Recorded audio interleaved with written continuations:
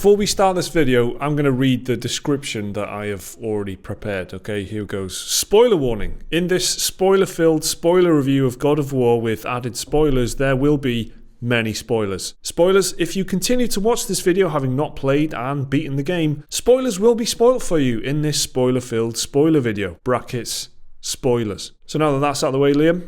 Yes, hello. Joining me, Mike Williams. We're doing a spoiler review, spoiler chat of God of War, because we've both finished it and enjoyed it thoroughly. And we just really want to talk about it. Yeah, and seen the secret ending. And they've been so keen on spoilers and stuff like that, and even, in their review embargoes and stuff, and everyone's been so, protective of it. Very tiptoeing around it. Yeah, we're kind of getting into the territory now. It's kind of, almost a week on at the time of recording since the game came out. So people are beating it, and people, will want to have think about the story and what happens and everything. So that is what this video is going to be. If you want a spoiler-free review, we have already done that. There should be a link on your screens right now. Click that. Go to that link if you'd like to hear people talking about the game without having anything spoiled, which again will happen in this video. There will be many spoilers. You still here? Okay, spoilers incoming.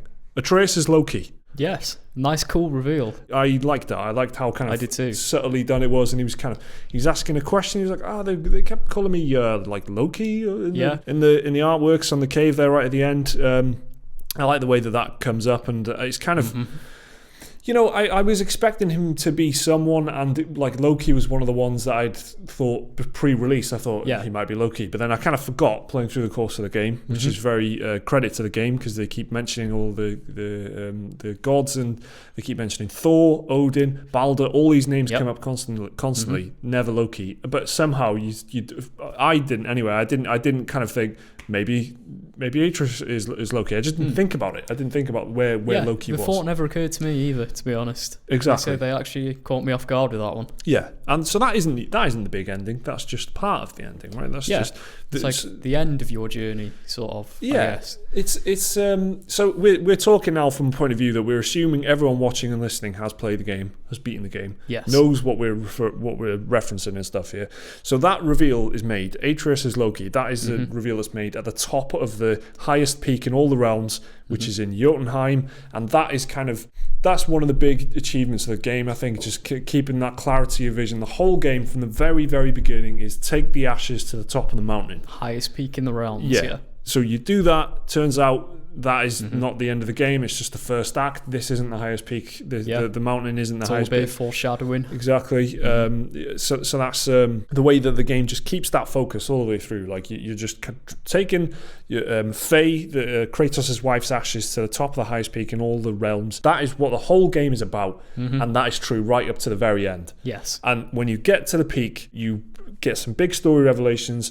Faye has had a huge influence on the game all along. She's kind of been... She was actually a giant, one of the last giants. Yeah, and not only that, but the giants that had like some foresight, or they predicted this, or they knew that this would happen, and that is kind of... She knew that Kratos and Atreus would find the artwork in this... at the highest peak in all the realms. They would find the artwork, which would reveal more to Atreus about who he is, and it would kind of force Kratos to kind of come clean with what he knows beforehand, and she kind of foresaw the whole journey, right? Yeah. And that is where the game finishes. And what's really lovely is you go to the highest peak, you get that nice emotional payoff, very nicely done. Kratos finally lets go of his past. Which is a very nice, mature moment of the series. And the first time that isn't like forced, Kratos, I think, has got his arm on Atreus' shoulder for the first time. Yeah. Right at the end, right? And that is the first kind of time that's happened. Also, another little... subtle bit of storytelling, I suppose, is that he calls him son for the first time in the entire game instead of boy. Exactly, which is a meme, right? Everyone's going boy because that's what the meme is. He keeps calling him boy, but that's actually a deliberate, conscious choice. That is indeed, all the way through the whole game. He's like, whenever you want anything done, right? He's like, boy, do that for me, boy. But then right at the end, he calls him son. And they sort of hint at parts of the game, like where Atreus kills his first person, he calls him Atreus just because he's like, if you call him boy, call him boy during it's that boy moment. And Atreus, and he doesn't get any warmer than Atreus calling him by his name. And then right at the end he calls him son, and when he called him son, I was like, oh my god, that's the first time he's called him son in the whole game, and you kind of get that realization as well, which is great again. Because Kratos is a man of few words, they've got to be so selective with what they choose, with the words that they make him say as writers, and that is great. That's one word that changes to another word right at the end after 25 hours. It's really effective. Boy, son. It's a really good, simple little thing that they do. I absolutely loved that. I thought it was brilliant. So we're at the top of the mountain. Atreus, he's just had a little chat with Kratos. Turns out Kratos says, your mum wanted to call you Loki when you were a boy. So Atreus is Loki from Norse mythology. And Faye, the mother, was a giant. And we are in Jotunheim, the realm of giants, and all the giants are dead, essentially. And they had foreseen this entire journey, this entire game taking place. What happens then is you turn around, you walk back down the mountain. The credits start rolling. The credits fade in. You continue to get some nice chatter between the two of them. Never breaking the single shot. Nope. Absolutely brilliant, absolutely wonderful. And then you kind of, when you get like halfway down, I guess, you kind of get that break that says you can just go and explore. Carry on playing, or why don't you return home for something that might make you interested? Exactly. There might be a reason to go home. Go home, see what happens. They don't tell you what it is, but maybe a visit home once in a while. Exactly. So something might happen. What I really like as well is that Atreus kind of keeps this going, where he's saying, "Hey, what are we going to do now? I mean, maybe we can go free some more of those Valkyries." He actually says in the dialogue some things that you could do, which is great. Maybe there's more favors we can do and stuff like that. So I guess we're working backwards here. We've gone from right at the very end. Then just before all that happens, just before you've kind of hit the top of the peak, the other big story moment that I think a lot of people will be wanting to talk about is Balder and Freya. So Freya is the Witch of the Woods that you encounter early on, who's revealed to be Odin's ex-wife. And that's told, kind of, I think just Mimir, exploration. Right? That's right. When you rowing through the Lake of Nine, it's just like Mimir, he'll tell you tales. He just he casually drops that. Freya was a goddess who was married off to Odin. That's right. And so we're working completely backwards here, but I don't mind. I'm enjoying it. Mimir is this character who you encounter in the early third of the game, I suppose. And you chop his head off, and then deliberately he asks you to do it because he's kind of he can't move. He's kind of imprisoned in a tree to the mountain, and Odin is torturing him every day, and he wants to be free from that, and he's going to help you out on your kind of journey. And so you chop his head off, and then you get it. Freya revives the head, Mimir, and then you carry him around on your belt, which is just brilliant. I really like that. I really like that he's accompanying you, and he's a wise character that tells you these stories. So he is one of the people who tells you the stories of Freya and her kind of awful relationship with Odin. And Odin is the one that's kind of, it's not like abusive, it's just weirdly kind of mythologically terrible. He's very awful. Manipulative, he only married her to get access to the magic she knows and stuff like that. Again, these aren't kind of people we're talking about, these are gods. This is this is this is the classic legends that we're talking about. That's the way the stories are told by him. He's not giving a bit of gossip. He's saying this is how this great thing panned out, and that was part of it. Freya was part of that relationship. So her son is Balder, who is the stranger who knocks on the door very early on. And then that was I think that was part of the conversation around this game early on, was who is the stranger, who is this guy. I think the way that pans out with Balder being just kind of he's like a petulant, vengeful little shit, really. And you end up fighting him like three times. Pretty much. I think it's dead on 3. Well, twice in an actual battle that you take part in, and at least one other time where it's more of an encounter, more cutscene-y type thing. It's just I think that I was kind of hoping for some reason when he first crept up that he was just like a messenger or something. I thought because the way he kind of rocks up, and you are a Greek demigod in the land of the Norse mythology. I thought he would just be he's just a messenger, and he mentions Odin and stuff, but he's actually, and he was part of some other bigger familial. He was a messenger of sorts. He was sent by Odin to track down Kratos. Well, not even Kratos, really. No, exactly. He was sent to track down Faye, the giant. Because of the knowledge that the giants because of the knowledge they have. But he's there, and he's basically the big threat all along. It doesn't get bigger than him. You don't end up fighting Odin and all that kind of thing. He is just the bad Yeah.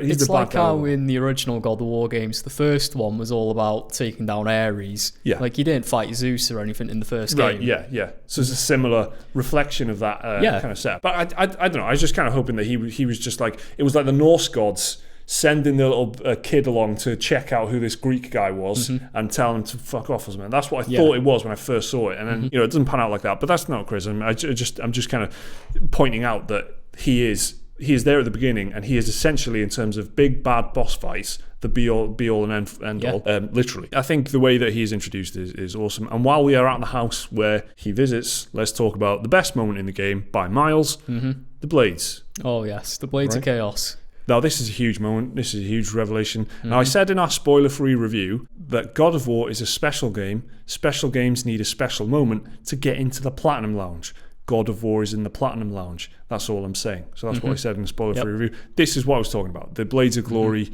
Blades of Glory. Blades of Chaos. Yeah, great movie. Blades of Chaos. So the whole foreshadowing to that is great, right? Do you want to say what happens? Do you remember what happens? He's having a chat with Freya. She says, your axe is useless if you want to go to Helheim, right? So it's Atreus at probably like the midpoint of the game, right? He falls ill because Kratos refuses to tell him his like true nature, that he's part God. A god, yeah. And so like it's literally like destroying him from the inside, really. Unbeknownst to him, he just doesn't know. Like, he just thinks he's ill. But yeah, so Freya says the only way you can cure him is if you get the heart of a gatekeeper from hell, but your axe won't work in hell. You need something from like another land. It's where Kratos casually drops the I might have something. Yeah.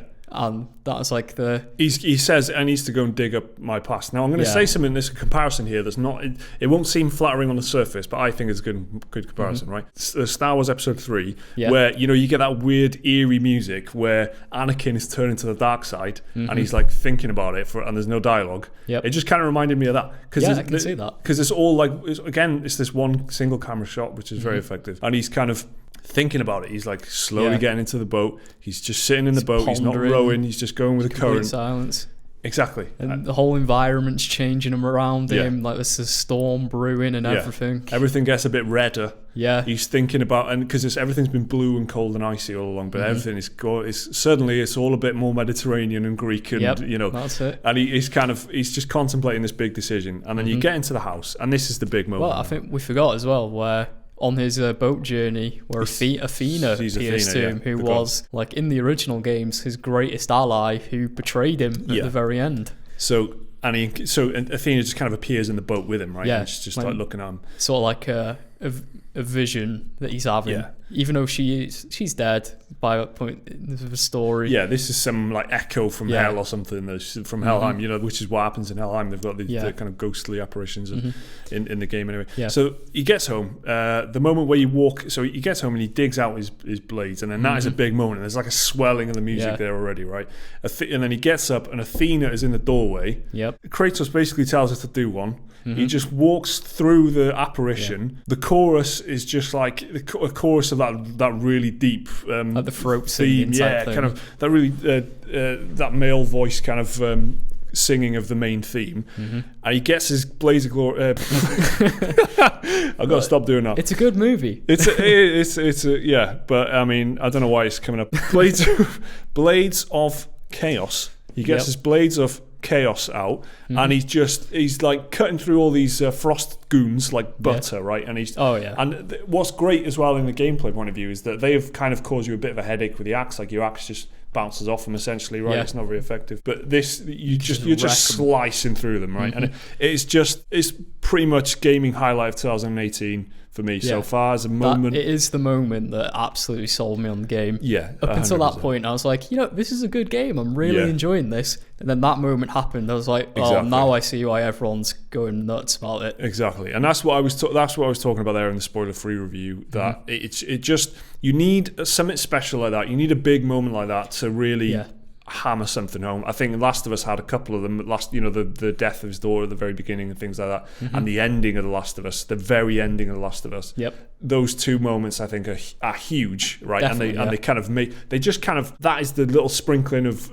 awesomeness that just makes sure it hammers it home. This is the blades are the big moment in this game. I think, for sure. That's the thing that makes you just think that this is something special. It's a special game. It is, yeah. It really is. A couple of other moments. Atreus starts acting like a little shit. What did you think of that? Oof, I mean, I could really sympathise with Kratos at that point. When Atreus was like, yeah, whatever. It was just like, he was like brutally stabbing a guy in the neck who was beaten down. I was like, my God, Atreus. I was really rooting for Kratos. I was like, screw this guy.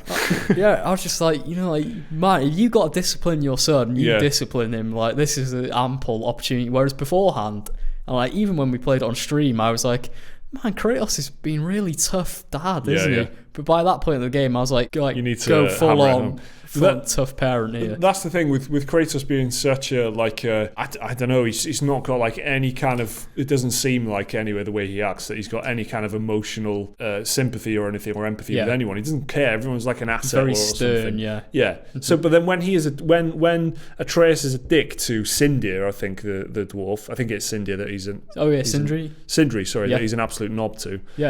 And then which visibly upset Sindri as well, which is really a bit heartbreaking. Exactly, Sindri's like, oh, well, I'm not going to lie, that and it's like, even in the stuff where if you're just going through his like shop, he's like, oh, can I do anything for the little prince? The prince deigns to allow me to upgrade his gear or whatever. Yeah, so at that moment, just after that happens, Kratos says, why were you being an arsehole to the dwarf? And he doesn't say, don't be a dick. He was just saying, it doesn't give us any. He's like, there's no profit in being of making an enemy. There's no reason to make an enemy of this man. Something like that. So even then, he's kind of, but he's trying to frame it as that's the Kratos way of saying, like, look, son, don't be a knobhead, right? This guy's all right. Don't be a jerk to him. So I thought that I did have a little bit of a problem with how sudden and jarring that is, and it was quite jarring. I had to, because he's been a sweet, kind of nice and interested kid all the way. He really cares about everything that's around. He sort of goes on like an instant power trip. Really, and it's like Spider-Man 3, like where he's just when he gets a symbiote suit. He's just acting like an arsehole. But it's kind of like that where he's just suddenly a dick, and I don't know. I think it works because you've got to imagine what would it feel like for a really messed up 10 to 12-year-old kid in a very hostile environment. He is literally a god. While his dad is ripping demons in half with his bare hands and stuff. You've got to try and kind of acclimatize your own thing to think about where he's coming from. I can understand like the mind of a 10-year-old going, you are literally an all-powerful being, and he's like, yes, I can do whatever I want. And it does start like that. He is kind of like, wow, cool. I think I'm going to enjoy this. He's kind of like that to begin with, and then he just gets really rapidly more arrogant. So that's a big moment. And also, the only thing that I want to know more is what happens to Faye, Kratos' wife. We never know. We literally never even see her. Like, we see a cave painting of her towards the end of the game, but that is literally the only glimpse you get out of the entire game, really. And this is one of the big things that I've been dwelling on since it's finished, and I actually think it's a really good way of handling grief and death, because she is not there now. She is gone, and she is a huge character in the game throughout, because they still say, they constantly refer to her. Exactly. In the beginning, it's Atreus saying, "Mum would have said this, Mum would have done that," and then when Atreus is acting like an asshole, Kratos goes, "Your mother would disagree with you. Your mother would not agree. Disrespect her memory. Do not disrespect her." So that they keep bringing her up, and obviously the whole point of the game and the journey and the reason anything happens at all is because of her. And the game starts with her funeral, and it's she is a massive character, but like you said, you never see her do. So I don't know how you felt like that. Would you like to know what happened, or is it fine? Is it just fine to? I think it was probably an intentional design decision. Like, definitely, because Kratos and Atreus are meant to be going through like some terrible grief and loss. I think by making the conscious decision not to have her in the game at all, it makes you feel for the two of them, like, because like you never get to see her, and they'll never see her again. Exactly. So I think it's like just an in-game representation of like the grief they're going through. No, exactly. I think that's what I was trying to get at. That it's her memory that it is the influence. That's why they keep bringing her up, and she's the driving force behind everything. I think you're right. It's a complete conscious thing. But I just maybe would like to know what happened. The only thing I can think of is that would require a bit of an awkward expositionary. Your mother died from the illness, and something that just maybe wouldn't work, and just not knowing, I guess it's fine. I think it could be a thing to do with the older games as well, where they spent a lot of time in the original series like dwelling on Kratos' original family. So I think maybe they just want to like like they don't want to be repeating stuff from the old games. Yeah, exactly. So, yeah. A couple of other things I want to bring up then. It does feel a lot like you're taking part in the stories, in the legends that are being told. It feels like, video games always say, become the legend, become the hero. This is the first game, I think, honestly, it felt like. And the game are has experiencing the legend. Exactly. Yeah. I feel like they have not once been told that I'm becoming the legend, but that is what's happening. Yeah. Because you're in the realm of legends, you're in the land of legends. Everyone's a god, everyone's a huge everything character. you do and meet is mythical in some way. Yeah, and mythical and massively significant. They're a big character in Norse mythology or Greek. Like the world Greek serpent, pantheon. who is very important to Norse mythology. Exactly. So you feel like you're forming and taking part in that in a very natural way, not in a way that the game is telling you this is honestly what you're doing. You just feel significant. It feels like what you're doing is a big journey that is significant. And the last thing I want to know is what happens next. There's a lot of foreshadowing around fathers killing sons. Yep, okay, there is indeed. That's the theme that comes up a few times. There's a side mission where it's like the pirates or the Reavers, and one of the Reavers killed his father. Yeah, and then the Reavers killed him because he lacked the proper and in his leadership. last moments, he went through like terrible remorse. Exactly. Like, what have I done to you, father, sort of thing. And then Kratos, obviously he killed his father, killed his dad, father Zeus, but that comes back to haunt him in this game. Literally as a ghostly apparition. Literally in hell, it comes back to torment him. Yeah, so you see that again. So. The reason I bring it up is I think I couldn't really make it out very well, but I think is what the story is telling. Where the canopy, kind of the highest peak in the realms in Jotunheim, there's all the cave painting style artwork. The very last one that Kratos looks at that Atreus doesn't, is kind of uncovered by a gust of wind or something. And it shows a dying Kratos. It seems to be. Yeah, I thought that's what it was. Yeah, I wasn't 100% sure. It also shows Atreus birthing, I think it was the world serpent. Yeah, right. Which in Norse mythology, Loki is the father of the world serpent. Yeah, which would imply, but of course, the world serpent already exists in God of War because he's a massive part of the game, literally massive, massive. So is that, and there are time travel elements. Tyr, the Tyr's temple and everything. Yeah. He is like a globe-trotting, universe-trotting, time-traveling genius. So there are time-traveling elements there. It's another thing as well. When you're in Tyr's temple, you come across the shrine made out to him, which has 4 different symbols on it. One of the symbols, which is of the Greek symbol from the original God of War games, which implies that there's like whole other universes out there. Like I'm pretty sure I spotted an Egyptian one. Yeah, the eye kind of thing, right? So there's possibly like Egyptian gods out there somewhere. So but this is a theory that I spotted last night, and I actually really like it. Is the idea that Kratos is Tyr, and because Kratos has gone from the Greek pantheon to Norse, that he could eventually explore these things, and he is Tyr essentially. But because of the nature of the fact that you go to one realm and Helheim or whatever, and you might be in there for days and only minutes have passed in the Midgard, because the themes of time, different lengths of time and the way time passes and time travel are so big in the game. I think things like that aren't out of the question, and that Loki and Atreus could well be the father or the mother of the world serpent. And then, because the world serpent says, what was it? He says something weird to him, like, I recognize you, or something like that, to Atreus when he first see him. Yeah. Something that implies recognition. So there is something else going on there that's like soft setup for future games, for sure. Right? Oh, yeah, definitely. So that's a big one. And then let's talk about the post-credit scene. Of course, which is the Marvel style. Very Marvel style. Yeah. Introduction of Thor, which is pretty cool. So when the game finishes, it opens up to an open world, and then it advises you to go back home to check things out. Go home, you might find something, and it gives you a nice little cutscene. I mean, do you want to explain it, I guess? I mean, well, you hit the sack, don't you? You hit the hay, and you wake up with the words "years later" on the screen, and then it's a thunderstorm, big old thunderstorm, a lot of ice, a lot of windy thing. There's a big old storm going on outside. So Kratos grabs his axe. Atreus grabs his bow. Kratos opens the door, shouts, "Who are you?" And then, Thor's hammer rips off his cloak, and there's Mjolnir. Mjolnir is on the belt. So that's going to be some DLC, right? It's got to be DLC or another game, I reckon. It could be like another God of War game, like God of War Ragnarok or something in like on the PS5 in like 3 or 4 years time or something. All right, if you go with that, I'm going to go with DLC, and then either way the channel is right. So so that's all bases covered. That's almost everything, and we've been talking for a very long time about this. We obviously have a lot of thoughts. It's that kind of thing where you come out of the game, you spend 25-30 hours with these characters, you got a lot of thoughts, and you want to talk about them. Yeah, I guess, and you want to hear other people talking about it. Well, I certainly did anyway. I was looking for videos and stuff like that to just follow up, because it's a lot of time you spend, and all of it is a cinematic bit of exposition. There's not a lot of game time spent where you're not being given character development or story. Yeah. So it's like, if it's not a cutscene, it's Mimir telling you a tale while you're rowing a boat, something like that. Exactly, and the just general Kratos and Atreus. Just, chit-chat happening during gameplay. Reading bits of lore and stuff off of walls and that. So it's a big old game, and there's a lot to talk about, and that's why we've been talking about it for 25 minutes.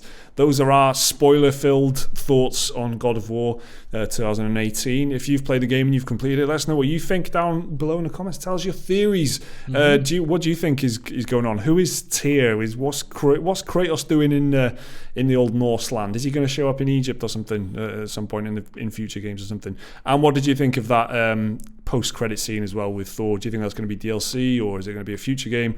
How do you think that's going to pan out? Let us know down in the comments. Remember to like and subscribe if you enjoyed the video. There should be another video on your screens right now if you want to watch that, and a link to Patreon if you want to support the channel. We'll see you next time.